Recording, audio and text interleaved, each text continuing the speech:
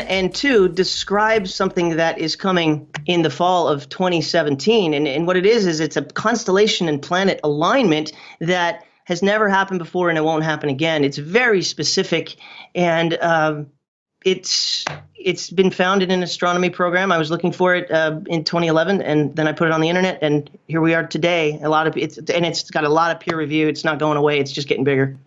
Oh, it is. I mean, I had an interview with David Mead over a year ago, and he touched on that date. There's been a lot of other people that have used that information. I know I had Jason Jeffries on the show a while back that kind of showed the charts and the stars, the signs in heaven that correlate to Revelation as well. There's a lot of talk about Planet X, Wormwood, Nemesis, the Red Kachina, Nibiru, whatever name you want to put towards this. Let's talk about some of the charts and data you have put together for 2017, because what you showed me off air that just blew my mind, and I know it's on your YouTube channel as well, Eternal Rhythm Flow.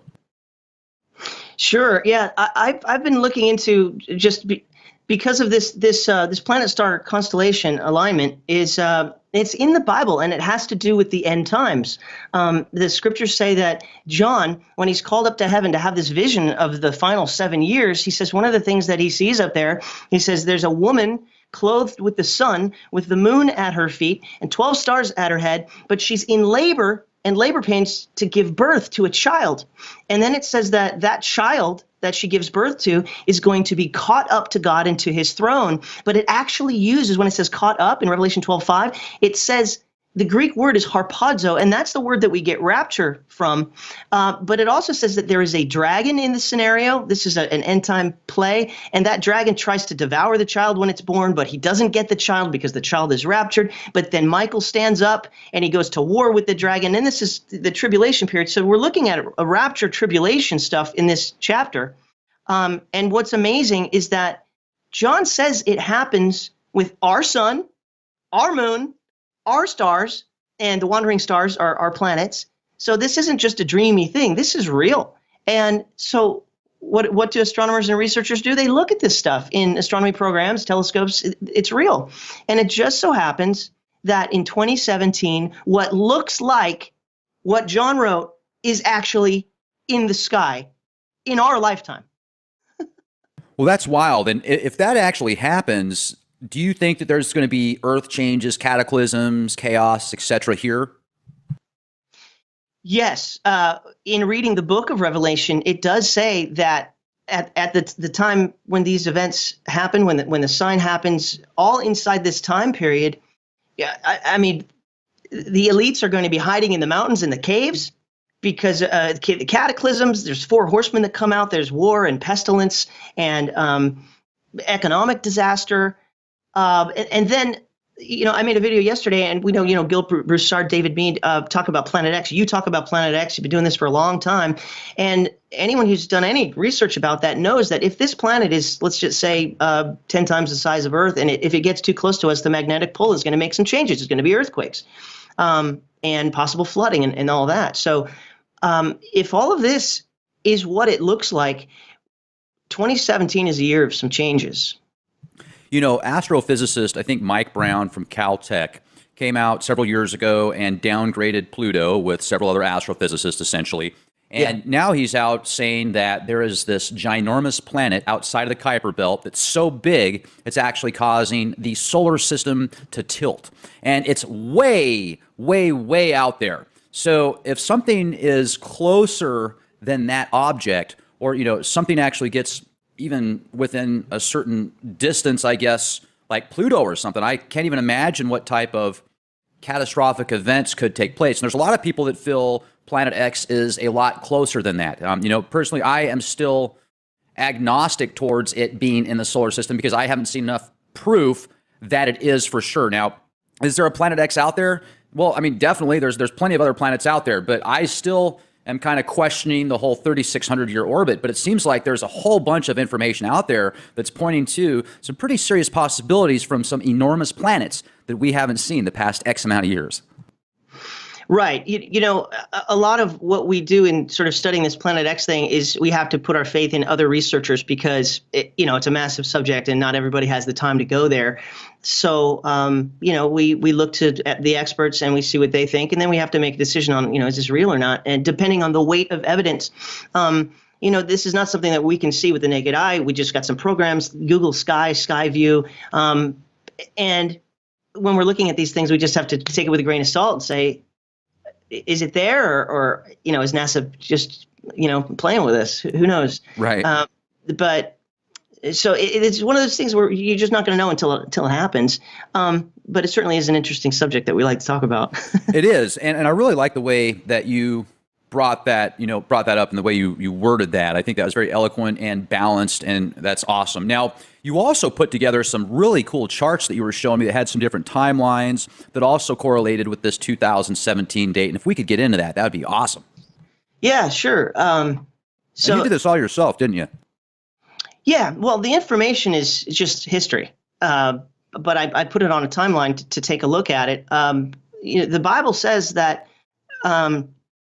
because the Jews rejected their Messiah, that they would be dispersed, their temple would be destroyed, but a new dispensation would take place, and that the Father would put his attention on the church, which are Christians, but then he's going to put his attention back on the Jews to bring them back to himself. And this prophecy was given in Daniel 9:24. It's the prophecy of Daniel's 70 weeks. And the 70th week has not been completed yet. The 69 weeks from that prophecy have been completed when Jesus rode into Jerusalem on a donkey. But then he was cut off. His crucifixion, his death, burial, resurrection, the gospel occurred. That's what the gospel is those three things. And then the church was conceived at Pentecost, and so things changed. However, when the church is taken out, the rapture, the bookends is Pentecost was the conception of the church, and the rapture, I believe, happens on the Feast of Trumpets, which are the bookends of this church age dispensation. And once the church is gone, then the Father will put his attention back on the Jews. It's a time of judgment to reprimand them, but to bring them back to himself and to prove to him that they were wrong about who the Messiah was, because they didn't believe that Yeshua, Jesus, was the Messiah. So we've got this one final week, which is a period of 7 years that is coming, which is going to be a time of judgment. If you read the book of Revelation, and also Daniel, all the prophets, Joel, Ezekiel, Isaiah, they all talk about this day of the Lord, which is pretty harsh. But we know that he's going to these things take time. He's going to slowly bring Israel back into their land, into Israel. And that's what this timeline shows here. Theodore Herzl, back in 1897, down here at the bottom, he created a Congress to begin bringing the Jews back to their homeland, which was prophesied for them to be their promised land. And Theodore Herzl, he says he's the creator and the head of the World Zionist Organization for its first 7 years. And he wrote in his diary on September 3rd, 1897, just after this Congress met together, he said, "Were I to sum up the Basel Congress," this is Basel, Switzerland, is where they met. He said, "If I were to sum up the Basel Congress in a word which I shall guard against pronouncing publicly, it would be this: at Basel, I founded the Jewish state. If I said this out loud today, it would be greeted with universal laughter. But in 5 years, perhaps, and in certainly 50 years, everyone will perceive it." That's the beginning of this timeline over here, 1897. Now, what I should preface is that there is also a prophecy of 120 years. And if we look in Luke, the Messiah said that the end times are going to be just like it was in the days of Lot and Noah. And as we know, Lot was removed from a judgment that was going to happen to Sodom and Gomorrah. Fire rained down, fire and brimstone. So he was righteous, and so he was removed. He didn't have to go through that. Noah also was the only righteous man on the planet back then. The earth was destroyed with water, but he was safeguarded through that so he could repopulate. So there's going to be this separation of people who are going to get judged on, and those who escape it. But Jesus also said in Matthew 24, he said there's a lesson of a fig tree. The fig tree is Israel, and this is a parable, an analogy of Israel coming back into the land. He says, from the fig tree learn its lesson. As soon as the branch becomes tender and puts out its leaves, you know that summer is near. Also, when you see all these things, and he was just describing the beginning of the tribulation period, you know that it is near at the very gates. Truly, I say to you that this generation shall not pass away until these things take place. So there is a generation coming that will see the end times, but it's the generation that sees the fig tree blossom. So that's what this has been called over here, is the first budding of the fig tree, 1897. So it's but there's got to become a finalization of that. Now, so we're looking at, and also in Genesis, God told Noah that 120 years before the flood, he said that I will not strive with man, for his days are 120 years. And so that was a prophecy of 120 years before the flood. Well, if we look at this number 120, it means in the Bible down here, it's a divinely appointed period of probation.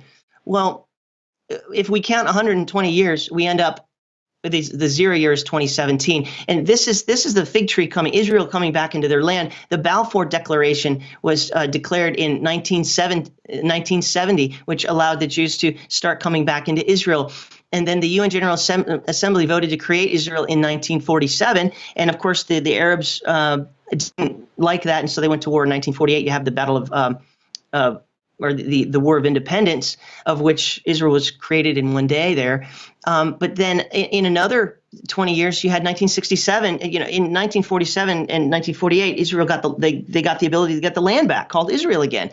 But they didn't have the capital. The Arabs still controlled the capital, Jerusalem. Well, in 1967, that's what happened there. Another war, the Six-Day War, and they got their capital back. So they're getting more and more. They got the land, then they got the capital. But the Bible says that they've got to get the temple too. This is where we're at. We're in between these things. They don't have that yet. They don't have the Temple Mount. I think that's what's coming next. You bring it to another Jubilee cycle, which is another sort of divinely appointed period of time, which is 50 years. And there's another Jubilee in here, 1917 to 1967. That's a Jubilee. 1967 to 2017. That's a Jubilee. So if this pattern is correct of what's coming, everything happens on the sevens: 1897, 1917, 1947, 1967. And these are all agreements with nations. What's the UN General Assembly going to do in 2017? What are they doing? What aren't they doing? Well, I've been looking at the news in the last just 2 days, and they are putting so much pressure, just this week, on dividing the nation of Israel and creating this two-state solution thing. Which, if we read Daniel 9:27, it says that there's going to be a covenant, a peace covenant, some kind of an agreement. That's also in 1 Thessalonians 5:3. It says that when the nation of Israel, when they say peace and safety, then sudden destruction comes on them. And then it gives us as a clue when. It says, when they say peace and safety, sudden destruction comes on them as labor pains of a pregnant woman. What's that pointing to? Why did he write that? Right. Revelation 12. Okay. Just like in the stars. Why else would he say that? It's interesting because you've heard this saying before, as above, so below. And I wonder sometimes, things that happen in the stars, they use those reference points. It's talked about in Scripture, and sometimes people will take it in a different, they'll take it literally like it's happening here on Earth, and maybe it's both. I mean, maybe there's actually something like that happening here. This is a little bit far out, but maybe something like that will happen here on Earth too. As that happens, somebody will be born here, like the Antichrist or something. I don't know. I think he's already alive and well. I mean, if he's got to confirm a peace agreement, if we're going to have this scenario take place in 2017, then he's already in the wings, whoever that might be. But you brought up as above, so below. People, in studying New World Order conspiracy theories, the Luciferian stuff, the Catholic Church, the Illuminati, we hear this phrase, as above, so below, Baphomet with his arms. That's actually true. It's not just some satanic little word. I mean, Satan always takes things that are true from God and twists it to his own ends, just like the zodiac, which you open up the paper and it's supposed to be all about you. But the reality is that that's in the book of Job, talking about the Pleiades, Ursa Major and Ursa Minor, the Great Bear and the Little Bear. And then, God uses the Star of Bethlehem to show us that when Yeshua was born, he's using this other birth story of a child being born, which may be the rapture of the church. The word rapture is in this one, Revelation 12. So he's using, he made this stuff, but then Satan twists it to his own ends, and you've got, paganism. As above, so below is true. The Bible says that there is a temple in heaven. God's throne is in heaven, but these things were also created on earth, now not there. But there is a Jerusalem on earth, but there's also a Jerusalem in heaven. The Bible says that there will be a new Jerusalem coming down from heaven. So there is an as above, so below on the good side, as well as there's an as above, so below on the bad side. Absolutely. It's this dualistic universe that we live in, right? It's a duality. Yeah. Now the upside down. Yeah, absolutely, Scott. Now you also brought up the New Jerusalem from heaven, and I have done my best to decipher that. And it almost sounds like a spaceship built with these amazing emeralds and gold and all these other elements that we look at as relics and jewelry. What's your take on the New Jerusalem? Well, it's got I think it's got 12 gates, and it's basically, it looks like a big cube. It says that its Right. breadth is the same as its height, is the same as its width. That it's a mystery. But apparently this is something that's going to come down during the final 1,000 years of Earth. I believe that the human story is a 7,000-year story. God said that he created the world in 7 days, but he rested on the seventh. He gave that instruction to the Jews, the same thing. There's a Sabbath rest. Well, what we're dealing with right now is 6,000 years, but then after the final hardships of the tribulation period, Yeshua will come back, and we will enjoy the final Sabbath millennium, the Sabbath rest of 1,000 years. And that is a time when he sets up his kingdom. And so it says that the New Jerusalem will be a part of that, and somehow it comes out of the heavens. It's interesting to ponder. But it's going to be a completely different time. We're not going to have the murder and the wars and the sin, and it's just going to be unlike anything else. Well, it's also fascinating when it talks about the beings inside of the New Jerusalem that are surrounding the throned one, and the eyeballs that are all around their bodies and stuff. I wonder if that's actually going to be physical, like these, or if it's something more metaphoric. It's just such an enigma, and it's very fascinating to think about. But it sounds to me like we're possibly 2017. This could be the starting point of many sparks. And what else have you deciphered over the next several months, 2017, you feel are going to take place? Well, that's a good question. It's interesting that this sign in the heavens in Revelation 12, 1 and 2, there is action involved in it. And the planet Jupiter, I believe, represents the child. The church, I believe, was conceived at Pentecost in Acts chapter 2, just after Jesus ascended to heaven. The Holy Spirit came down and conceived the church, just in the same way that it says in Matthew 1:18 that the Holy Spirit conceived the Messiah inside of Mary. So this is one of the Holy Spirit's jobs, is this conception. And the church age is the growth of this child, which must be born. And that, of course, is like a 2,000-year story. But I think what's happening is this Revelation 12 sign it's on already. It's begun. I believe it began November 20th of 2017, which is a little over a week ago from this recording. What happened is that Jupiter, which I believe represents the church, it's going to go and do a retrograde motion. It's going to do a loop inside of Virgo, but it had to begin somewhere. So it had to cross the line of Virgo, the side of Virgo, and that happened on November 20th. So that would be likened to a conception. And then from that crossing of the line, Jupiter passing into Jupiter, you would count until it comes out, and it comes out between her legs like a child being born after. And I calculated this years ago. I made a video on this, and it's 42 weeks from the crossing the first line to crossing the birth canal line, because it's in there for just over 9 months. And 42 weeks is a human gestation period. It's a long-term birth. Now, here's what's interesting, Rex, is that conception is not the time when there is hardships in a natural relationship. Man and woman come together, and she gets pregnant, and it's an exciting time. But it's not until about 4 weeks until the date of delivery, that's when the contractions begin. That's when real discomfort happens for the woman. And she just wants that baby out. Right. The baby actually, I should say, the sign comes together September 23rd, 2017. Only on one day does this picture of Revelation 1 and 2 happen. If we look back 4 weeks from that, there is a great eclipse that astronomers are looking at. August 21st, 2017, there is an eclipse that starts in the Pacific Ocean above by Oregon, and a total solar eclipse shadow will drape across the entire United States and get into the Atlantic just after it passes through South Carolina. So it's like it divides the country in half. It splits the country in half. It's another sign in the heavens. Blood moons have been known in history of the Jews as being harbingers for like a warning or a judgment or something like that. That's a total lunar eclipse when the moon goes through the shadow of the earth and turns red because of the atmosphere. But solar eclipses have been known in history and in mythology as being an omen or a warning or a harbinger for the Gentile nations. So is it possible in August that we will make a bad decision in voting against Israel?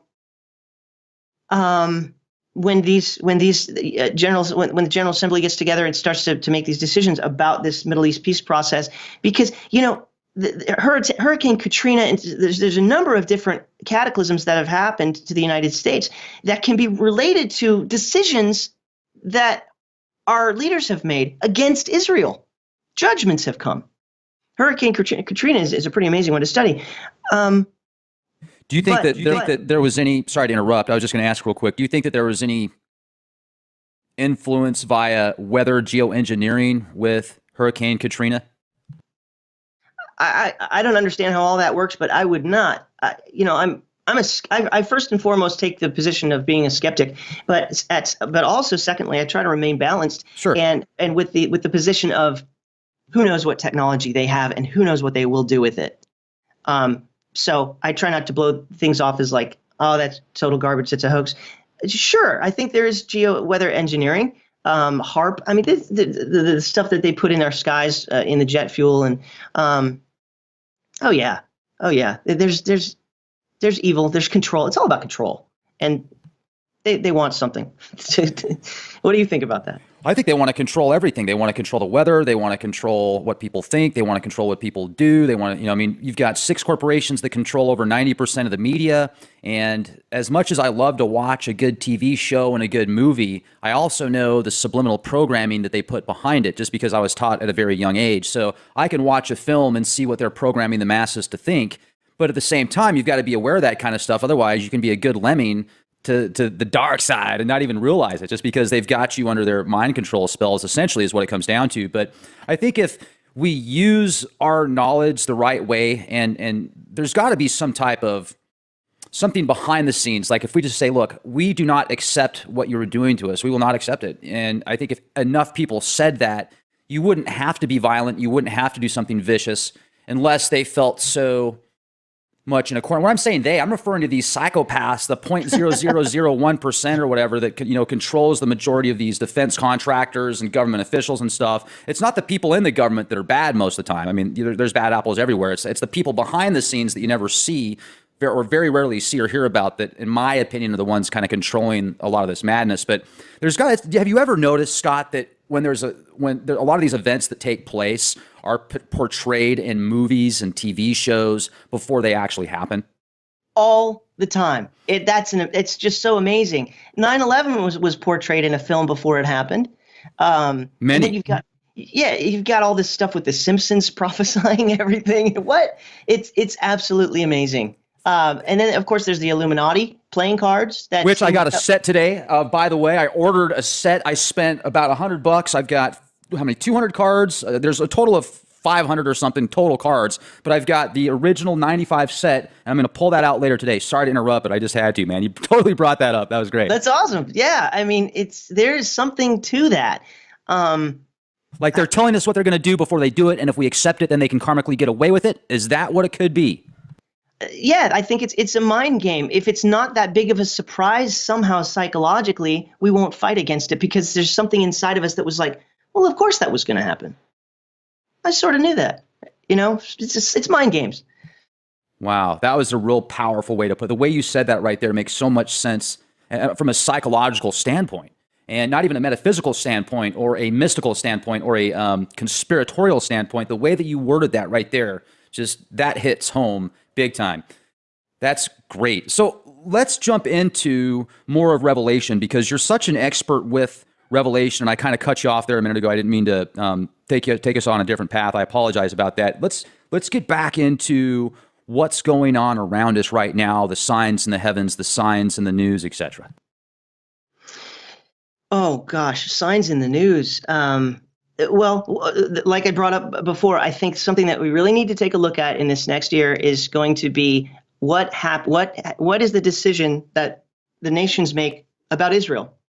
Because God clearly says that land and certainly Jerusalem itself was given to the patriarchs. It was given to Abraham, then it was given to his son Isaac, and then it was given to his son Jacob. And Jacob's name was changed. Jacob's name was changed to Israel, and Jacob had 12 sons, which become the 12 tribes of Israel. That's the bloodline of that the promised land has been given to, and the Bible says that it will never be taken away from them.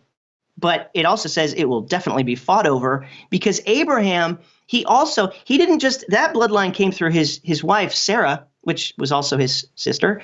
But that's the promised bloodline. However, Sarah was too old to have a child for quite a long time. And so Sarah had a handmaiden. Her name was Hagar. And she told Abraham and said, hey, go ahead and sleep with her and have a son because I'm too old. And so Abraham's first son was through Hagar, who was from Egypt, she was the daughter of a pharaoh, an Egyptian pharaoh. And so this son's name was Ishmael. And Ishmael is the father of the Arabs. So from Abraham, you've got two bloodlines, one through Sarah and one through Hagar. Then you've got, through Sarah, you've got Isaac and Jacob. But through Hagar, you've got Ishmael. And so one leg of Abraham is all the Hebrews, the Jews. The other leg is all the Arabs. So this is this massive family feud over this land. But it's very clear in the Bible who gets it and who it belongs to. But they're trying to create a two-state solution so both legs can have it. That's not what God wants. It's not to be shared.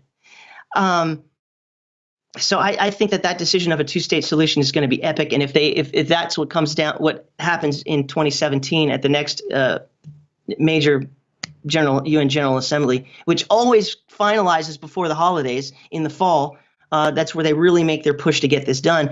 We're going to be watching that this year. And another thing is that a lot of times wars and skirmishes always happen in the summertime. They don't seem to like to fight too much in the winter over there in the Middle East. So that's another thing that's coming in the next 6 months. Going to be watching that. The wars and the rumors of wars.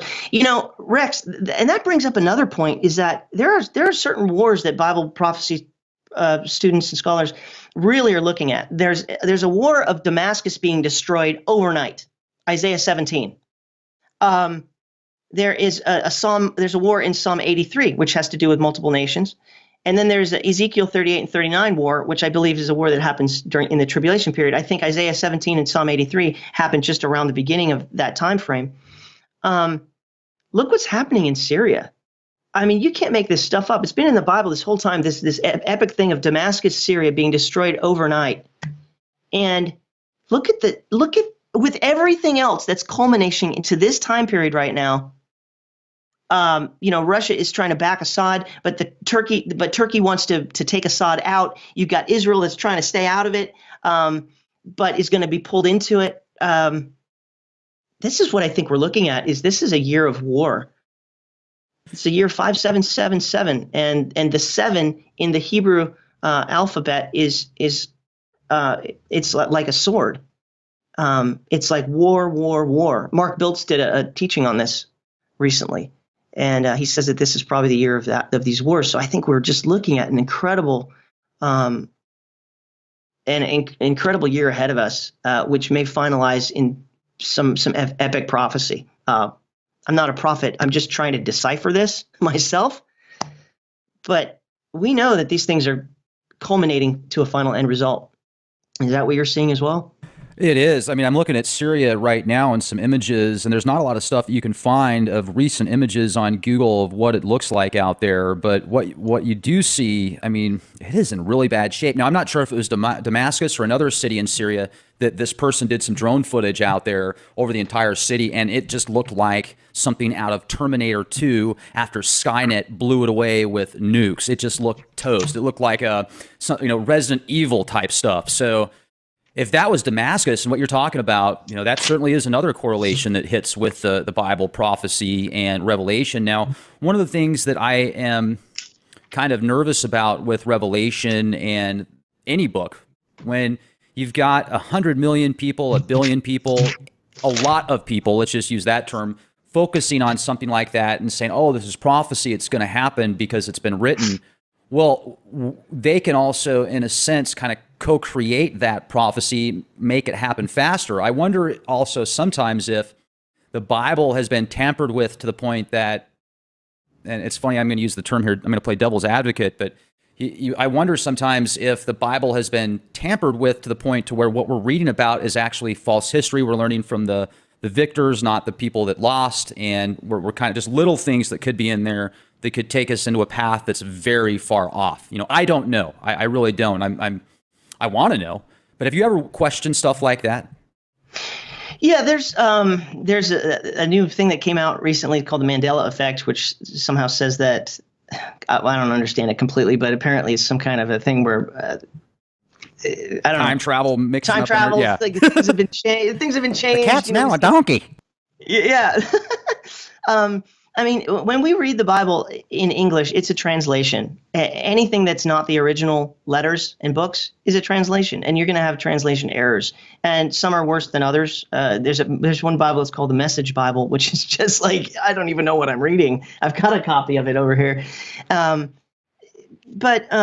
yeah, I use a translation often. I've got a shelf full of them, and I look at the different translations, and I also use concordances to try to go back to the Greek and go back to the Hebrew, and that's really the trick of Bible study. I use one that's called the Hallelujah Scriptures often. It's not what I go by 100%. It's not like God's preserved word like people do with certain translations.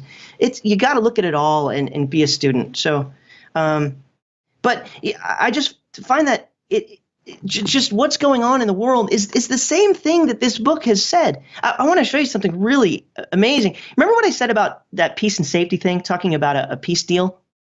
And 1 Thessalonians 5:3, it's pointing to a woman in labor. Right.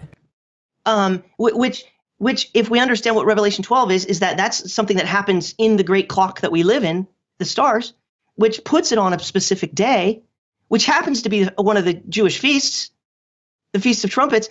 You can't make this stuff up.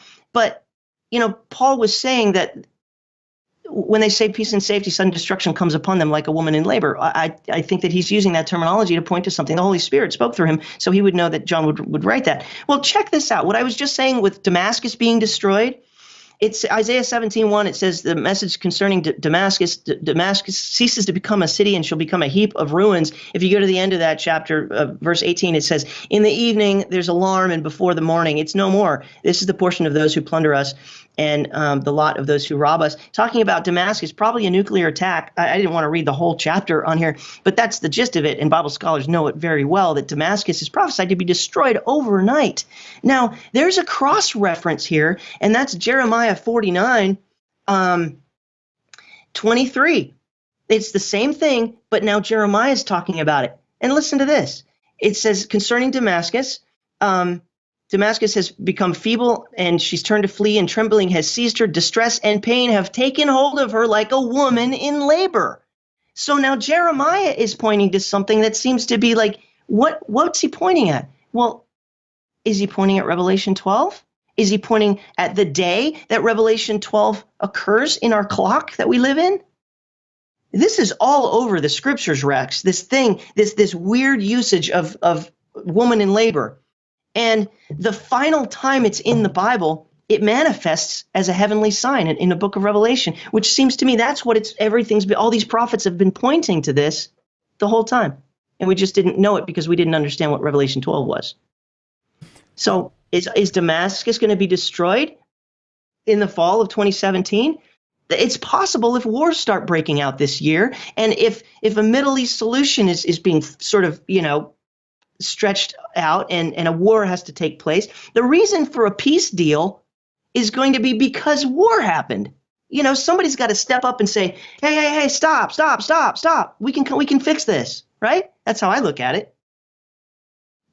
It would be nice if enough people would actually stand up. Like you said, will it happen? Is it finally to a point where there's enough individuals out there that have joined forces to, kind of not only physically take a stand in a nonviolent way, but also mentally and spiritually? Because the more I think about it, Scott, we can do things to get out of this beast system that we're in. But it does certainly seem like just so many different levels. There's darkness out there. And I hate to be a pessimist, but you look at the food supply, you look at the medicines that are out there available to the Western society, the stuff that Monsanto does, and just all the GMOs and the pain and the suffering and the stuff they put in vaccines that they force feed babies. And it's just getting darker and darker and darker. Yet there's more glimpses of hope I see at the same time. I mean, once again, it's this duality that we live in. For every action, there's an opposite reaction. And it just always seems like there's this back and forth, and it just gets deeper and deeper and darker. But at the same time, we can all get off the grid. We can go find our own power supplies and start doing solar or wind, or maybe come up with a magnet thing. I don't know. We can grow our own food. We can do these kind of things. We can literally fly to Alaska and go out in the middle of nowhere, set up a homestead, but you're going to have to be able to deal with the elements. And you might die out there if you don't know how to. But I think that enough of us have the ability now and the opportunity that we either do it or we don't. We can continue to let this system grow and give up our control. Because if people think that it was bad in World War II with the concentration camps around the world, I mean, in almost every country, and it was very, very, very bad, it's getting to the point now where with the technologies they have in play, if there's something very dark at the top level that wants to take control and do some nasty stuff, I mean, I can't even fathom the possibilities with technology. Can you imagine being hooked up to some type of machine that kept you just barely alive, and it had your mind thinking that every second was 1,000 years, and you were in some torture chamber where it was like, whatever it was doing? I mean, it's going to get pretty crazy out there, and it's coming out in the movies, that's coming out in the TV shows, these possibilities, these glimpses of futures that could take place. I think we all kind of have to dig in and either say, you will not assimilate me, or if you want to be a part of the system, say, okay, let's go. I'll do whatever you say, master. This sci-fi is getting so hardcore now, isn't it? I mean, it used to be so innocent. We like what you were just talking about. It reminded me of The Matrix, old Star Trek, the Borg. This is the direction that they want to take it. That's why this stuff comes out. I don't just think it's some writer sitting in his house I'm just going to write a film. There's something about these things that it seems like it comes from a group that's involved in some sort of mysticism, because they seem to know what happens. I don't know. I don't think the devil knows the future, but I think he has a plan. So he puts that plan into things that he controls, and he controls music. Good grief. He controls a lot of it, not all of it. Right? So he controls the music industry. He controls Hollywood. That's the name Hollywood is the words holy wood together, and the holy wood is a magic wand. Like Mickey Mouse. It's magic. It's sorcery. That's what Hollywood stands for. It's just why, you've heard the old phrase, television. Why do you think they call it programming? Because they're programming you to think and how to think. It's all about control, and we see this in Revelation 13. It says that it will become mandatory that everybody does assimilate to a system. It's the mark of the beast. It's a beast system, which is controlled by some sort of an idol that is put up in the Jewish temple, controlled by this world leader, the Antichrist. It says that this idol is going to have the Antichrist, the beast will give it power to both speak and also to cause anyone who doesn't take the mark of the beast in the right hand or forehead to be killed. And that's why we see in the book that there will be beheadings. It's either assimilate or die. That's the situation. We look at this sci-fi stuff, and it seems tame compared to what you read here in the final culmination of the reality of the prophecy. Assimilate or die. Well, and people right now in the medical industry, sorry to interrupt, there's a gal that just came out in Georgia. She is in the medical industry, and now that she went through a meeting, they said, you have to take these vaccines now or you're going to lose your job. She tried to get a religious exemption. They said no. And also they're going to try and take away people's medical benefits now if they don't vaccinate. There's so many people I know that have been damaged from vaccines. And it's you don't know what these things. Even the stuff that's in there, you can see read the inserts. I've read through almost every single vaccine insert that they force feed babies and people alike that are older. And I'm telling you, there's not only thimerosal, there's aluminum, there's different adjuvants, there's formaldehyde, there's glyphosate, there's stuff in there that you wouldn't even want to have as a 300-pound good, healthy adult, in your food, let alone injected directly into your bloodstream. And it's like, what are you going to do? Are you going to continue to let them poison you in order to be a part of this system? Now, as far as the mark of the beast goes, let's take this a little bit further. What is the Greek version or the Hebrew version of the mark of the beast? Is it in the forehead or is it in the head? Because a lot of people think that the Social Security number, if you know your Social Security number, that's a part of the beast system. If you want to take this a step further, you look at what this system does around the world, and people are a part of it in every way, shape, or form. They get up, they go to school, they go to work, they pay their taxes, they go do their job, and all of this feeds this beast system. And even the monetary system is full alchemy. It's creating something out of nothing. It's changing something and transferring something. So this whole system is under the control of literally a pyramid, one-eyed type aspect. And here's another thing too. I think a lot of these symbols that people look at as just evil, like you said earlier, there's, whether it's Satan or whoever its name is that's changing everything around for its own gain, it can take something good like a symbol that actually might have meant something good at one point in time and made it something bad. I don't think that everybody that has if they have a picture of a pyramid like of Pink Floyd in the background, that they're worshiping the devil. I think that people take that a little too extreme. I think you can put intentions into symbols that have good or bad effects. So what is your take on that? It's funny. I'm a musician myself, and when I was younger, I've had a lot of posters on my wall that had stuff on it that I didn't know what it meant. That doesn't mean that I was a bad person, but what it means is that the artist or that person or whoever controls that person is trying to send a message to the end user, and to have some kind of an effect.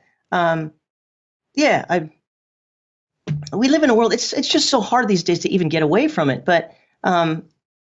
Just because somebody has, it's kind of like a lot of people wear a cross and they don't even believe in anything. Look at Ozzy Osbourne. That guy's a trip. Did you see him on Conan the other day? Oh man, he gets on there with his son. I guess they're doing a world tour now or a reality TV show again, and he still talks exactly the same. What's going on? Just go over there. How you doing? And he's wearing his glasses, his round purplish tint glasses, and he sits down and he's got this just weird smile on his face, and he's kind of bouncing up and down his chair a little bit, looking kind of weird. And then Conan said something to him, and I don't remember what he said, but then he goes, "Yeah, I'm possessed." And his son looked at him. He said, "No." He said, "No, Dad." And he said, "Okay." And then he started tripping out, and he got this weird look on his face, and he literally did look possessed. But then there was this one part where Conan said, "Do you ever think you want to get back into country, or do you ever want to do a country song? A lot of rock stars now are making a bunch of money doing country music." And he said, "No, I'm the devil," or people look at me as the devil or Satan or something like that. And I was just like, wow. And then Roseanne was on a talk show a while back where she came on the show with red gloves, and she was basically telling the talk show host that when she was a little girl, she wanted fame and fortune more than anything. So she signed a contract with the devil. And several years ago, she got in an accident or something, and she felt like the devil was coming for his due. So she asked the devil if she could get a refi on her soul. And I actually showed that to my parents, and they're a big fan of Roseanne. And I used to watch her TV show back in the day when I was a kid growing up. Kind of shows my age right there. But it was very eerie to me. And they're like, "Oh, she's just joking. It's just a joke. That's the kind of humor that she has." And I'm thinking to myself, I do not think that she is joking. That, to me, she's got the red glove. She's got all the telltale signs. A lot of these people that come out and say they sold their soul for fame and fortune, they do it in a very similar fashion. Yeah, and it's in every group. The hip hop, the heavy metal, the dark metal, all this stuff. I mean, and it's actors. I've seen a lot of Britney Spears dancers that have they're just something's wrong. And I don't really pay a whole lot of attention because I can't be bothered with it. So a lot of these people. I'll see their pictures or a news story or something, but I just can't be bothered with it because I'm focused on this Bible prophecy stuff, and it really takes all my thinking power. But It's great work, by the way, man. I'm looking at your stuff. It's beautiful. Oh, thanks. A lot of people will somehow find out at an early age that they will get fame and fortune if they just sell their soul. I don't even know. Like, I've never personally, I did grow up in the church. I was, I've always sort of been a church kid, but I don't even understand how somebody could even have that idea as a child. But it does happen. It does happen, and Satan will do it. But of course, he never comes through on his real end of the bargain. Gosh. It's just really sad. There is going to be a separation of the sheep and the goats, Rex. All these people, unless they make a change and they repent from that and they give their life to Yeshua, to Jesus Christ, they're going down the wrong path. The true path is narrow. Wide is the gate to destruction. And that's why we see it so much, is because just about everybody's on the wide path. It's a separation of the sheep and the goats, and there's a lot more goats than there are sheep. And I believe that's what the rapture is. And God is going to take his sheep out of the way before he reprimands the goats. And I think that's a pattern that we can see in Scripture. Enoch was taken before the flood. Lot was taken out before Sodom and Gomorrah got destroyed. These patterns are really all over the place. And I think that's why I think it's just getting darker and darker and darker. But, just even looking at the heavens, the darkest part of the night is just before sunrise. So we can expect it to get very dark. And it's not even that dark yet. The tribulation is going to be the darkest point before Jesus comes back, and that's going to be when the sun rises, so to speak. So I think that we're living in just a fantastic time of watching all these things unfold and come to pass. And this is a time of decision, Rex. We got to make a decision of whose side we're on. Because I believe in a pre-tribulation rapture. I think the Bible is clear on that. Of course, other people may have different opinions on that, but I think the Bible is clear that the rapture of true believers happens before this 7-year time of tribulation period. And this is a time to make a decision, and time is running out, because once a person, if let's say they're left behind, they miss the rapture and they have to deal with 7 years, most people won't even make it. I mean, either you've got to assimilate to the Borg, assimilate to the 666 system, which the Bible clearly says that if you make that decision, that is a pledge of allegiance to the beast, and there's no coming back from that. Revelation 14, it says that if anyone worships the beast and his image and receives the mark on his forehead or upon his hand, he shall drink the wine of the wrath of Yahweh, which is the Father, and he shall be tortured with fire and sulfur before the Lamb, and the smoke of their torture goes up forever and ever. And they have no rest, no rest, day or night, for those worshiping the beast in his image, and also anyone who takes the mark of his name. So, I mean, if somebody wants to be put in the position where they're going to be either forced to make a choice of, it says no one will buy or sell unless they assimilate to this system. That means you can't have a job, nor will you be able to get money to buy food. So it's going to be very difficult. You can't have a business, you can't work, because the system is going to become complete. Either join or die. And so people are going to be forced into this. All right, give me the chip. All right, just give me the chip. Well, you just put yourself in hell forever. That's what that is. This is where the idea of 666 came from. And this is how it explains it. So, and we can already see it. People are getting chips in their hand just to get into a security door. So, this is a time to make a decision for Jesus Christ as Lord and Savior, because there's separation going to happen. And I really, believe in my heart that I have a hope and an expectation to not have to make any of those other decisions, tribulation decisions, because I'll be taken out prior to that.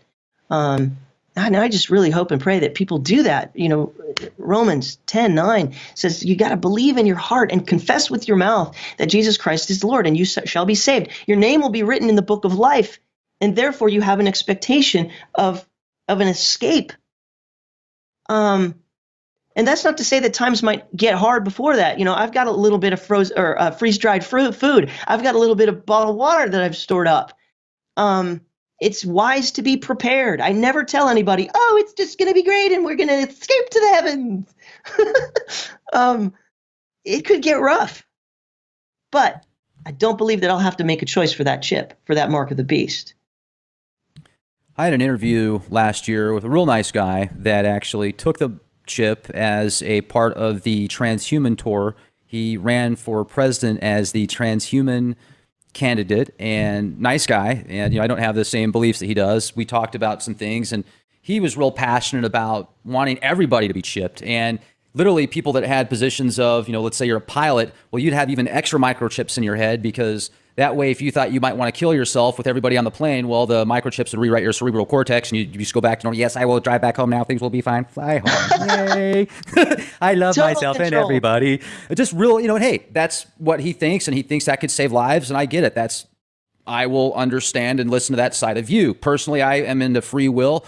Do what you feel is right, and if you genuinely feel that is right, I think that if the intent is there, that's great. Like, for example, if I see somebody do something that is considered a sin in the Bible, I'm not going to judge that person because, first of all, I'm not their judge. And second of all, their conscience is their judge in a sense. I mean, how could you judge somebody that's literally crazy if they don't realize what they're doing? I don't know. I mean, maybe there's some mechanism to it or some formula, but it just seems as if people used common sense more often, they'd get along a lot better. I just tell everybody the best rule out there, in my opinion, don't tread on me, and I won't tread on you. You don't hurt me. I'm not going to hurt you. You don't come mess with me. I'm not going to come mess with you. Everybody's going to be fine. I mean, that goes. Yeah. Golden rule. Do as to, and Jesus, who said that? Jesus. Hello. Do unto others as you would have them do unto you. How obvious. And people don't do that. And that's what causes problems. I mean, aren't we evolved enough yet with everything that we've learned to realize that is the golden rule? And if we could just follow that, everything else, in my opinion, would come into place, in my opinion. But let me ask you, I'm on your website right now, erfministries.com. Great website. You've got a really cool section here where you've got different graphs and charts that you actually put together. And I wanted to talk about the Trump one that I was just looking at here. Let me pull this one back up. The only Trump believers should presently hope for. Now, do you think Donald Trump, him getting in office, was prophecy? I interviewed a nice gentleman the other day that feels he could be kind of the archetype of King Cyrus talked about in the Bible. And is there any connection of Trump to this graph right here? Yeah, the reason why I made that is because I think I made that earlier in early 2016, and it just seemed like the right, the religious right, the Christians were thinking that Trump was going to come and save the day, save the world, kind of a thing, and he would be sort of a savior figure. But in what, like the things that we've discussed, it's getting dark. There is a plan. There is a plan in place. Bible prophecy is not going to stop because nobody's just going to rise up and be and fix everything. And so that's why I made that. And the reason that's sort of a play on words, because what I'm saying here is that we need to study the feast days because prophecy happens on them. And I believe that the rapture happens at the Feast of Trumpets, which Paul said in 1 Corinthians 15:52, that, we will be changed from this corruptible to incorruptible, mortal to immortal, will be caught up into the heavens at what's called the last trump. And that's a shofar. That's a sound. That's not an actual instrument. That is a sound. It's a blast. And it's the 100th shofar. They blow 100 shofar blasts at the Feast of Trumpets, Rosh Hashanah. It's in the fall. It's the day that this Revelation 12 sign happens on. And that verse actually, Revelation 12:5, it says rapture, harpazo in the Greek. So it's like amazing correlation. You can't make this stuff up. So what I'm saying is don't put all your hope in a man to come fix everything, because it's not going to happen. If you're going to look for a Trump to save you, it's going to be this one that's in the Bible, which is a blast that calls true believers into heaven before it gets bad. But I think that he is totally being used, right? And there's different Trump. That one shows that there are different Trumps in the Bible. The first Trump is a Pentecost Trump. The last Trump is the Feast of Trumpets or Rosh Hashanah. And there's the Great Trump, which is in Matthew 24, which talks about is the second coming after the tribulation period. So I was just talking about trumpets on that one. But I think that Donald Trump is going to cause division. I think he's already doing that. We see that the left is already in a state of denial. And they're fighting, and George Soros is funding all kinds of protests. And there's a recount going on right now in Michigan to try to, maybe possibly change the outcome before Trump gets in, because Trump wants to do some major changes. And I think it's going to cause division. And remember what I said earlier about this eclipse that goes all the way across the United States? Yeah. That's like division. That says division to me. It cuts the United States in half. And I think that's what Trump is going to do. He's going to cause a divide. Civil war, possibly? I don't know if let's see what happens on January 21st or 20th, if he gets in or not. The liberals are still fighting. They're still fighting to take it from him. And if that gets overturned somehow, and I don't think it will, because recounts never seem to do anything, but when he got elected, and it was really pretty. That was like a pretty hardcore week, if you remember. I was starting to think, oh my gosh, we're gonna have civil war. Now things have calmed down a little bit. I'm sort of like getting out of that mindset, but we'll see what he does if he gets in, and when he gets in, we'll see what he starts to do, because he's said that he's going to do some major changes with border patrol, with building a wall, immigration. Also, he wants to. He said that he wants mosques to be what's the word? Like sort of like security or like categorized as a higher security threat. Right. Look who does this every time, right? So like, why aren't we? Why does everybody, when they get on a plane, everybody's treated equally?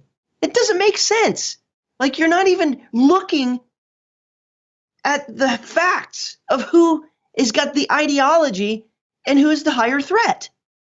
So he says he's going to change a lot of this stuff, and we're going to actually put a name on those who make themselves an enemy of America. And that goes against tolerance and all this stuff. This is going to be an interesting year, Rex. I mean, from all this Bible prophecy, possible wars, Israel and all this stuff. But then you've got the Trump situation. That's a whole other thing. How do you see this? My friend Trey Smith made this video about the Trump prophecy and Cyrus. And it was an epic success, this video that he made. And he knows more about that than I do. And I watched it, but I'd have to watch it again to get refreshed on it. But man, it's amazing how that worked. That he got in against all odds. That was another thing that was portrayed in a Simpsons episode about 12 years ago. Right, I saw that on the escalator. Yep. And then you saw him going down the escalator also, just like in the cartoon, and it had him split screen where it looked like they were playing off of the same skit. Yeah. And then doesn't he get taken out in The Simpsons also? Oh, an assassination attempt. Yeah.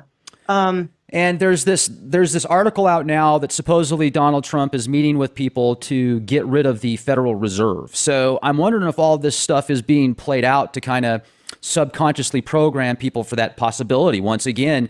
And if that is, something that does take place, talk about blow it's going to have on the archetype of the pro-American mindset. That will just completely put a huge, how do I put that? Because you look at JFK, supposedly JFK was taken out because he wanted to get rid of the Federal Reserve. I've heard other things too, like he was going to expose aliens and other stuff. But if the most tangible, in my opinion, is that combined with a lot of the defense contractors he was pissing off.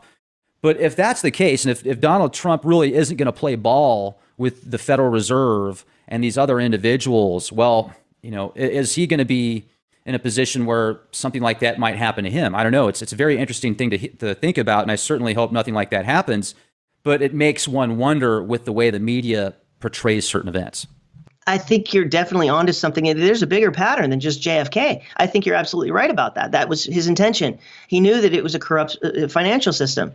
And but go back a little bit farther. Lincoln was killed for the same reason. He was fighting the banksters, and he created Lincoln greenbacks. He created his own money to take the power away from the banksters. Garfield killed for the same reason. So if Trump goes down that road, man. But then once again, that article that I saw, that could be just a PSYOP article, because it seems like 90% of the media out there now that comes out is just some rehashed, made up article. You'll see things now where there's going to be a video conference and it's going to be in a country like Iraq, and they're going to use these subtitles, and supposedly the prime minister says that the Anunnaki are shape-shifting right now on, out there on the coast, getting a suntan at the same time, pretty much. Oh yeah, we'll see the words right there. It says it, when they can't even really translate it. It's just, there's so much false information out there. It just makes you wonder, is this all just a staged PSYOP event? Is it really going to happen? Are they doing that so if something does happen, they can say, well, once again, they tried to get out of the Federal Reserve, and see what happens if you try and do that? You die, even if you're the president. It makes no difference. I mean, they'll just put somebody else in power. Life means nothing. These elites worship death. That's what they like. Look at the trail behind the Clintons. They don't care. Nobody means anything to them. They're so selfish. Yeah, we're dealing with some serious evil here. Evil with a smile. Welcome to the New World Order. They love you. I would imagine that you would agree with that. It's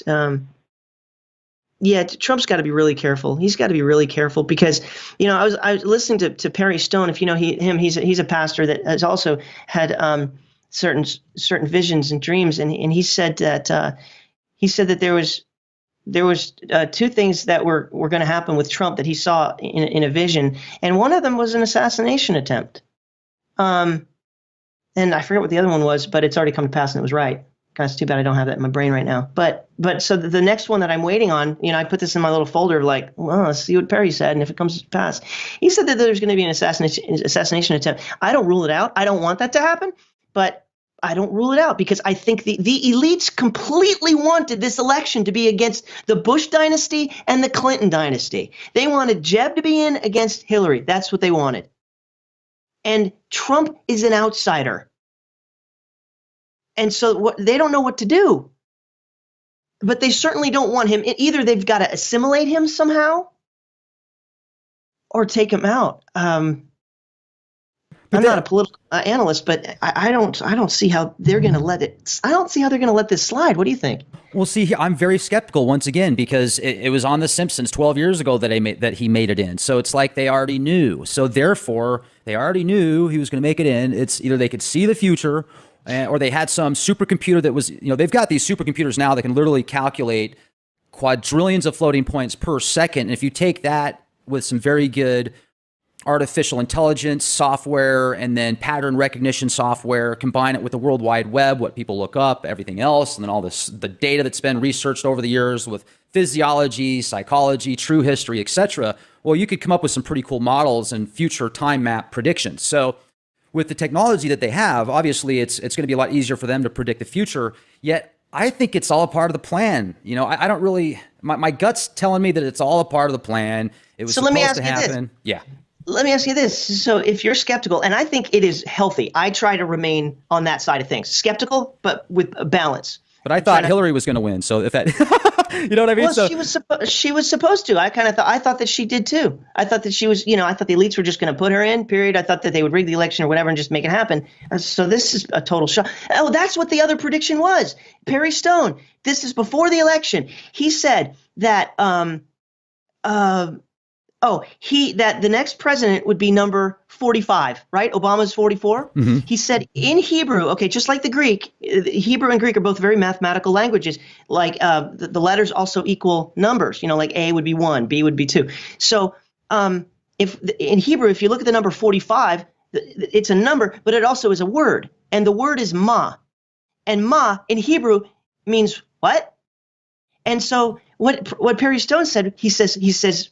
However, whatever happens with this election, the majority of people are going to be saying, "Ma, what? What happened? Look what happened." I mean, when Trump got in, the news, all of the media, all of everybody just had it completely wrong. they're absolutely shocked. They're saying, "What? Trump got in?" So Perry Stone was right about that. This Hebrew word of 45, it meant what? The president, 45. What? So anyway, so then the next thing that I'm waiting for is like, is there going to be an assassination attempt?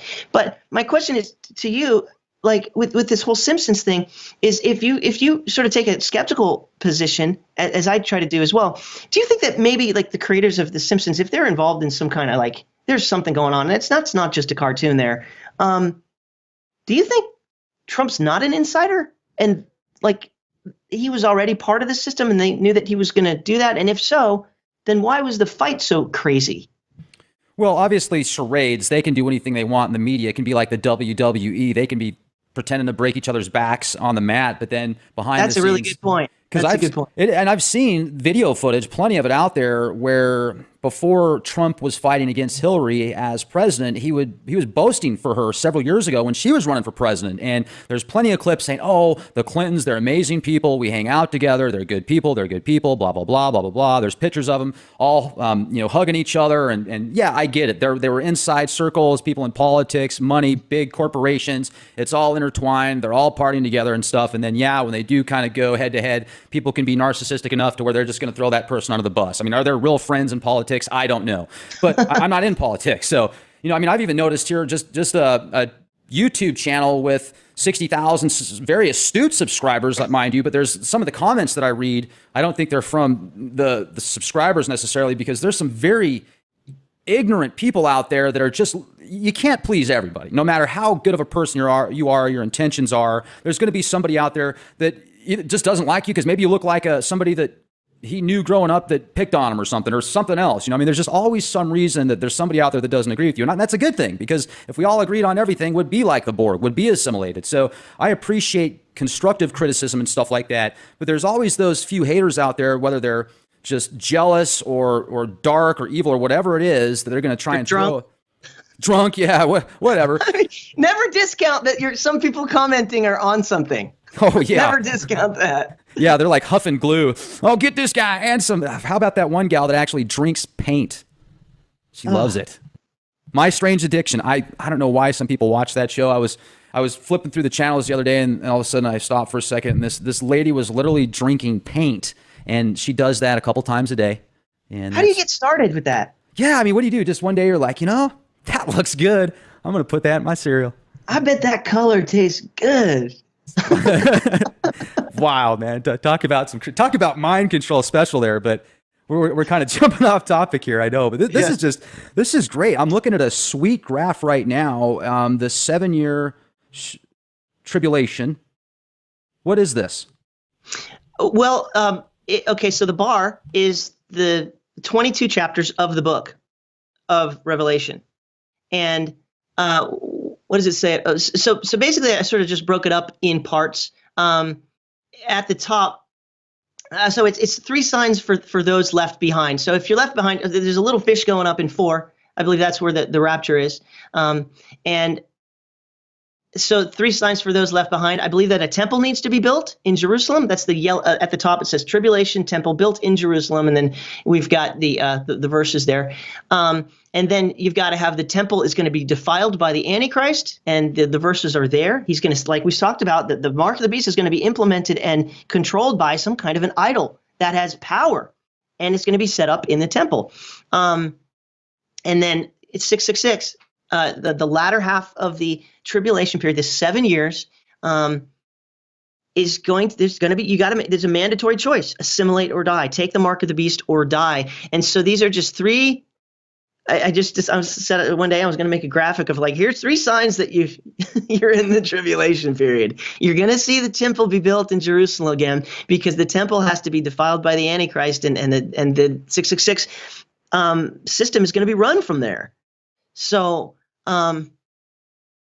it's just sort of an overall graphic. So sometimes when I'm doing a Bible study, what I do is I just open up Photoshop and I just start thinking. I want to see what's in my head, and then have something to show for it to look at later. So that's what a lot of this stuff is. Now this is your famous. This is literally famous. I think this is kind of what got you on the map back in 2011. Was your breaking open just the detailed analysis when you just took this to a whole other level, essentially. Well, it was amazing. At first, I didn't really know what it was. What happened was I was in a forum. I wasn't a YouTuber. I wasn't really making videos. I would play, a guitar or something every once in a while, but I wasn't doing this. I didn't have a computer that could handle it. And but I was going to these end times forums and checking stuff out. And somebody put up a screenshot of something that looked like this with Virgo and Leo, but the planets were different because it was a screenshot of 2011, and that was in the future. So and I looked at it, and that person in the forum said something inaccurate, and they said this is the Revelation 12 sign, and it had like Saturn and Venus in the belly of Virgo, and that would be twins, and there was no 12 stars at her head. But I found that was interesting. I said, wow, I think it's close. Let me go into my astronomy program because I already had one. I had this one, Stellarium, and I just went into the future, and I did. It didn't take long from 2011 to go forward 6 years, and then I saw these planets, and then I had to figure out, how am I going to interpret this? And I've learned a lot in the last 5 years, but I took this and I it wasn't this exact thing here. I mean, same look, same screenshot, but I didn't have all the Photoshop, words on it because I didn't have Photoshop back then. But anyway, I put it in the forum, and it was a forum. People were already talking about the blood moons and talking about Star of Bethlehem and talking about things, and then all of a sudden, people start trying to find the Revelation 12 sign. So I put that on there. I said, I think this looks better than the other post. And it just has taken off from there. And a lot of peer review has been done on this. Nobody can find anything that looks better. I mean, to line up the verses. This is what the verse says about the sun, the moon, the planets, and the action, the activity that takes place with a birth. So I think we've kind of landed on this is it, right? I had to start somewhere. I don't know if I was the first one to find it. I was the first one to find it that I, found it for myself. I actually Googled it. I was looking for it before bothering with the program. I Googled it first. And I never found, anything saying September 23rd. So I went into the program myself and found it. But that's not to discount that other people aren't looking at the same time. And, who's to say Mark Biltz discovered the whole blood moon thing first? He was, but somebody had to put it out there. So, for myself, I know how I think that's why, God wanted me to find it for myself so that I would get into it and take it seriously. If it was somebody else's thing, maybe I wouldn't do so much work about it. So those are some pictures of some solar eclipses that I took with my camera. Man, that's cool. You must have a nice camera setup. Yeah, I got a 70 to 200 lens on a Sony body, and so I zoomed in as much as I could and took some pictures. Those aren't filters. I just put different colors on there. Just for fun, just to make the image look neat. But that's a partial solar eclipse, and I just think it's neat that you could see the sunspots. And that's a blood moon that I took. I should have made that red a little bit darker there with the words, or a little bit brighter. But that was the second eclipse. That was the second blood moon of the tetrad that happened in 2014 and 2015. That's the October 2014. Yeah. Oh, it's right there. Blood moon number 2. Not all of them were in my area, but a couple of them were, and so I took that shot. So, why not put it on my website? I was like proud of it. I'm like, dude, I took a picture of a blood moon. Beautiful image. And thanks. Was this portrayed in the Bible as well in some type of prophecy? What happened in 2014 and 2015 is that, again, on the feast days, everything it's all about these feast days. In Leviticus 23, there's 7 special days. And so what happened in 2014 and 2015, you had 4 blood moons in a row on Passover and Sukkot, which is also called Tabernacles. It's the last feast day. Passover that's the one that Jesus died at Passover on the cross.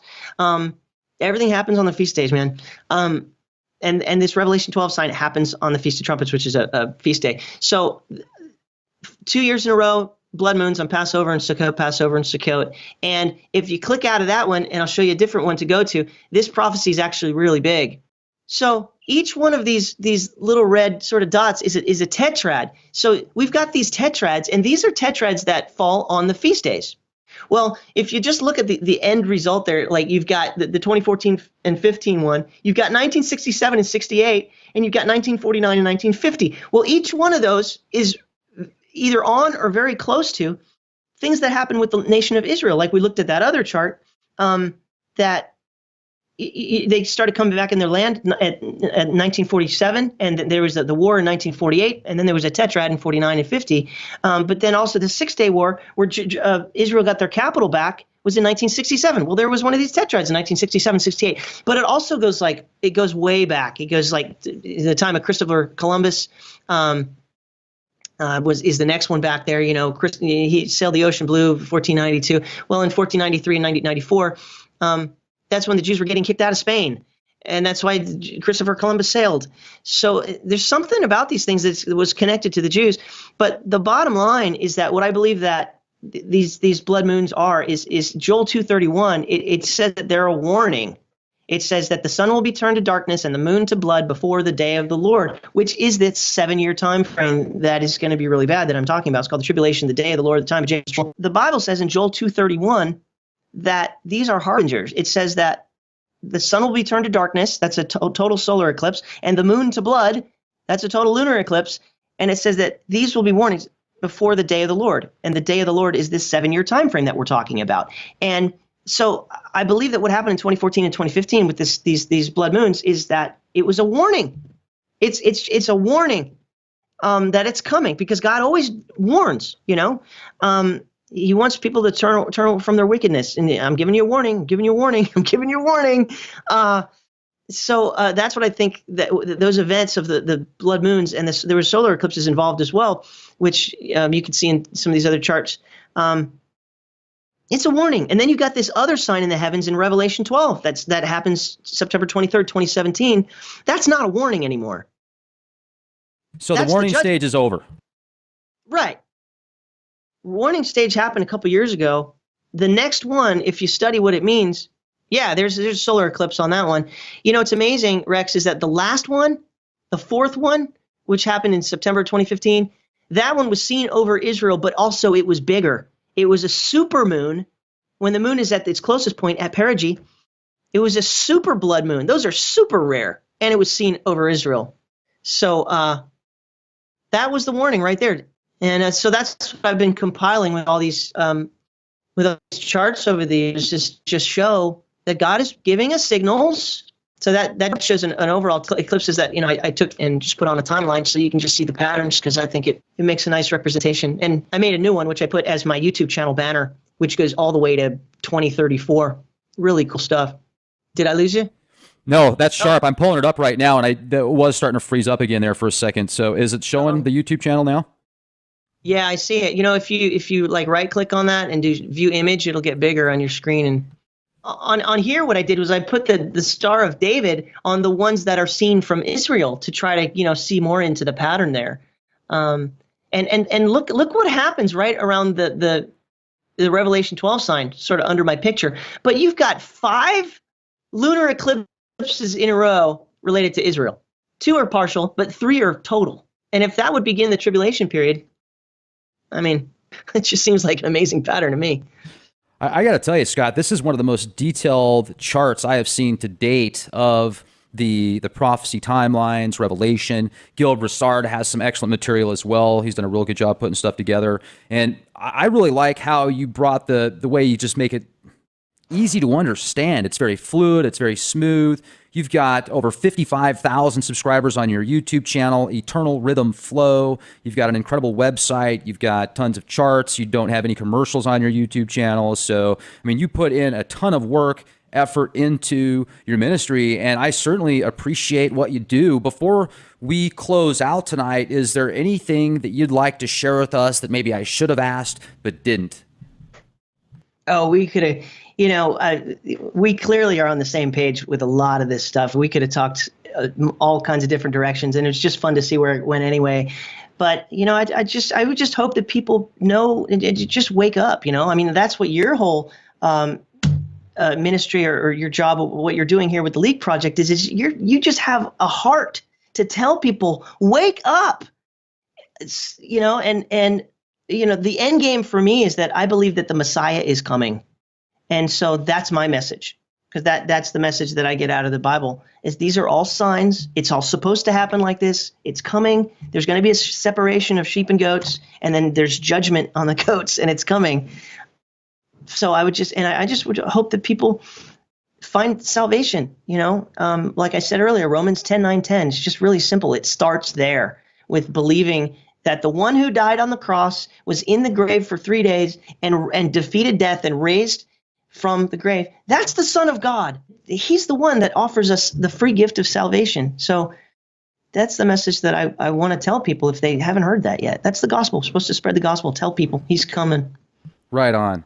And Scott, I got to say, I really appreciate your approach towards things. You seem to be, you're very passionate about what you talk about. You've done some incredible research, and you also, when I've asked you questions that, maybe didn't fit your typical, upbringing and what you think, you said, yeah, that's a possibility. I'm not going to count that out. I'm going to stay balanced, but I'm also going to stay focused. And I really appreciate that, not just blowing something off right off the bat without even having oh yeah, that's a possibility. So I think that helps people grow. Once again, I certainly don't have all the answers. I am more agnostic personally, meaning just, I don't know. I want to know.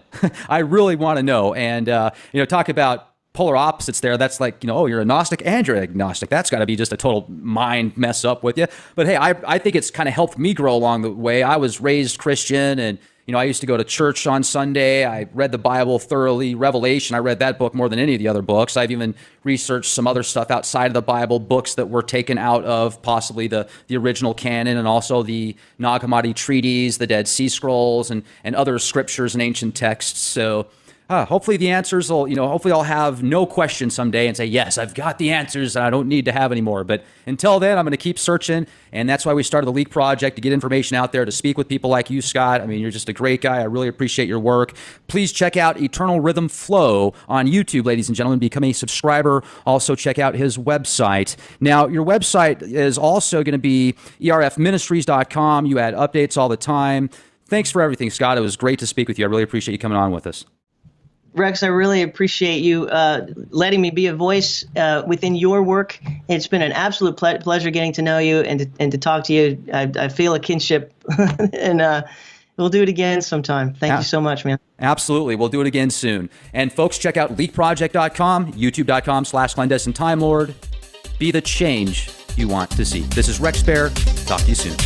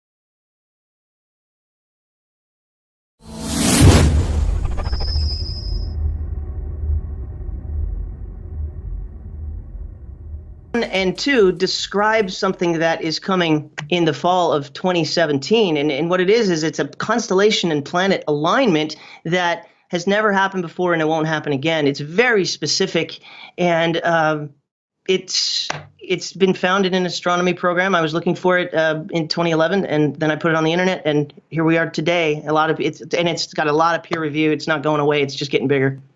Oh, it is. I had an interview with David Mead over a year ago, and he touched on that date. There's been a lot of other people that have used that information. I know I had Jason Jeffries on the show a while back that kind of showed the charts and the stars, the signs in heaven that correlate to Revelation as well. There's a lot of talk about Planet X, Wormwood, Nemesis, the Red Kachina, Nibiru, whatever name you want to put towards this. Let's talk about some of the charts and data you have put together for 2017, because what you showed me off air that just blew my mind, and I know it's on your YouTube channel as well, Eternal Rhythm Flow. Sure. Yeah, I've been looking into because of this planet star constellation alignment is it's in the Bible, and it has to do with the end times. The scriptures say that John, when he's called up to heaven to have this vision of the final 7 years, he says one of the things that he sees up there, he says there's a woman clothed with the sun, with the moon at her feet and 12 stars at her head, but she's in labor and labor pains to give birth to a child. And then it says that that child that she gives birth to is going to be caught up to God and to his throne. But it actually uses, when it says caught up in Revelation 12:5, it says the Greek word is harpazo, and that's the word that we get rapture from. But it also says that there is a dragon in the scenario. This is an end time play, and that dragon tries to devour the child when it's born, but he doesn't get the child because the child is raptured. But then Michael stands up and he goes to war with the dragon. And this is the tribulation period. So we're looking at a rapture tribulation stuff in this chapter. And what's amazing is that John says it happens with our sun, our moon, our stars, and the wandering stars are our planets. So this isn't just a dreamy thing. This is real. And so what do astronomers and researchers do? They look at this stuff in astronomy programs, telescopes. It's real. And it just so happens that in 2017, what looks like what John wrote is actually in the sky in our lifetime. Well, that's wild. And if that actually happens, do you think that there's going to be earth changes, cataclysms, chaos, etc. here? Yes.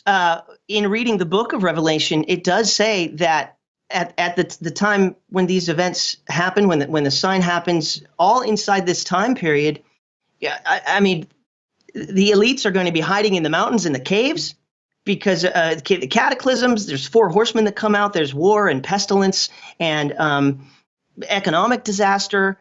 And then, I made a video yesterday, and we know, Gil Broussard, David Mead talk about Planet X. You talk about Planet X. You've been doing this for a long time. And anyone who's done any research about that knows that if this planet is, let's just say, 10 times the size of Earth, and if it gets too close to us, the magnetic pull is going to make some changes. It's going to be earthquakes and possible flooding and all that. So if all of this is what it looks like, 2017 is a year of some changes. Astrophysicist, I think Mike Brown from Caltech, came out several years ago and downgraded Pluto with several other astrophysicists, essentially. And now he's out saying that there is this ginormous planet outside of the Kuiper Belt that's so big, it's actually causing the solar system to tilt. And it's way, way, way out there. So if something is closer than that object, or, something actually gets even within a certain distance, I guess, like Pluto or something, I can't even imagine what type of catastrophic events could take place. And there's a lot of people that feel Planet X is a lot closer than that. Personally, I am still agnostic towards it being in the solar system because I haven't seen enough proof that it is for sure. Now, is there a Planet X out there? Well, definitely there's plenty of other planets out there, but I still am kind of questioning the whole 3,600-year orbit, but it seems like there's a whole bunch of information out there that's pointing to some pretty serious possibilities from some enormous planets that we haven't seen the past X amount of years. Right. A lot of what we do in sort of studying this Planet X thing is we have to put our faith in other researchers because, it's a massive subject and not everybody has the time to go there. So, we look to the experts and we see what they think, and then we have to make a decision on, is this real or not? And depending on the weight of evidence, this is not something that we can see with the naked eye. We just got some programs, Google Skyview. And when we're looking at these things, we just have to take it with a grain of salt and say, is it there or is NASA just, playing with us? Who knows? Right. But so it's one of those things where you're just not going to know until it happens. But it certainly is an interesting subject that we like to talk about. It is. And I really like the way that you brought that up and the way you worded that. I think that was very eloquent and balanced, and that's awesome. Now, you also put together some really cool charts that you were showing me that had some different timelines that also correlated with this 2017 date. And if we could get into that, that would be awesome. Yeah, sure. So and you did this all yourself, didn't you? Yeah. Well, the information is just history, but I put it on a timeline to take a look at it. The Bible says that because the Jews rejected their Messiah, that they would be dispersed, their temple would be destroyed, but a new dispensation would take place, and that the Father would put his attention on the church, which are Christians, but then he's going to put his attention back on the Jews to bring them back to himself. And this prophecy was given in Daniel 9:24. it's the prophecy of Daniel's 70 weeks. And the 70th week has not been completed yet. The 69 weeks from that prophecy have been completed when Jesus rode into Jerusalem on a donkey. But then he was cut off. His crucifixion, his death, burial, resurrection, the gospel occurred. That's what the gospel is those three things. And then the church was conceived at Pentecost, and so things changed. However, when the church is taken out, the rapture, the bookends is Pentecost was the conception of the church, and the rapture, I believe, happens on the Feast of Trumpets, which are the bookends of this church age dispensation. And once the church is gone, then the Father will put his attention back on the Jews. It's a time of judgment to reprimand them, but to bring them back to himself and to prove to him that they were wrong about who the Messiah was, because they didn't believe that Yeshua, Jesus, was the Messiah. So we've got this one final week, which is a period of 7 years that is coming, which is going to be a time of judgment. If you read the book of Revelation, and also Daniel, all the prophets, Joel, Ezekiel, Isaiah, they all talk about this day of the Lord, which is pretty harsh. But we know that he's going to slowly, these things take time. He's going to slowly bring Israel back into their land, into Israel. And that's what this timeline shows here. Theodore Herzl, back in 1897, down here at the bottom, he created a Congress to begin bringing the Jews back to their homeland, which was prophesied for them to be their promised land. And Theodore Herzl, he says he's the creator and the head of the World Zionist Organization for its first 7 years. And he wrote in his diary on September 3rd, 1897, just after this Congress met together, he said, "Were I to sum up the Basel Congress," this is Basel, Switzerland, is where they met. He said, "If I were to sum up the Basel Congress in a word which I shall guard against pronouncing publicly, it would be this: at Basel, I founded the Jewish state. If I said this out loud today, it would be greeted with universal laughter. But in 5 years, perhaps, and certainly 50 years, everyone will perceive it." That's the beginning of this timeline over here, 1897. Now, what I should preface is that there is also a prophecy of 120 years. And if we look in Luke, the Messiah said that the end times are going to be just like it was in the days of Lot and Noah. And as we know, Lot was removed from a judgment that was going to happen to Sodom and Gomorrah. Fire rained down, fire and brimstone. So he was righteous, and so he was removed. He didn't have to go through that. Noah also was the only righteous man on the planet back then. The earth was destroyed with water, but he was safeguarded through that so he could repopulate. So there's going to be this separation of people who are going to get judged on, and those who escape it. But Jesus also said in Matthew 24, he said there's a lesson of a fig tree. The fig tree is Israel, and this is a parable and analogy of Israel coming back into the land. He says, "From the fig tree learn its lesson. As soon as the branch becomes tender and puts out its leaves, you know that summer is near. Also, when you see all these things," and he was just describing the beginning of the tribulation period, "you know that it is near at the very gates. Truly I say to you that this generation shall not pass away until these things take place." So there is a generation coming that will see the end times, but it's the generation that sees the fig tree blossom. So that's what this has been called over here, is the first budding of the fig tree, 1897. So but there's got to become a finalization of that. Now, so we're looking at, and also in Genesis, God told Noah that 120 years before the flood, he said that I will not strive with man, for his days are 120 years. And so that was a prophecy of 120 years before the flood. Well, if we look at this number 120, it means in the Bible down here, it's a divinely appointed period of probation. Well, if we count 120 years, we end up the 0 year is 2017. And this is the fig tree coming, Israel coming back into their land. The Balfour Declaration was declared in 1970, which allowed the Jews to start coming back into Israel. And then the UN General Assembly voted to create Israel in 1947. And of course, the Arabs didn't like that, and so they went to war in 1948. You have the Battle of the War of Independence, of which Israel was created in one day there. But then in another 20 years, you had 1967. In 1947 and 1948, Israel got the ability to get the land back, called Israel again. But they didn't have the capital. The Arabs still controlled the capital, Jerusalem. Well, in 1967, that's what happened there. Another war, the 6-Day War, and they got their capital back. But so they're getting more and more. They got the land, then they got the capital. But the Bible says that they've got to get the temple too. This is where we're at. We're in between these things. They don't have that yet. They don't have the Temple Mount. I think that's what's coming next. You bring it to another Jubilee cycle, which is another sort of divinely appointed period of time, which is 50 years.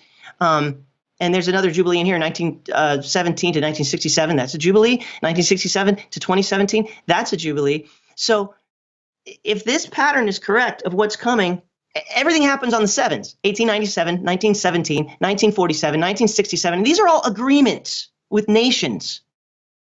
What's the UN General Assembly going to do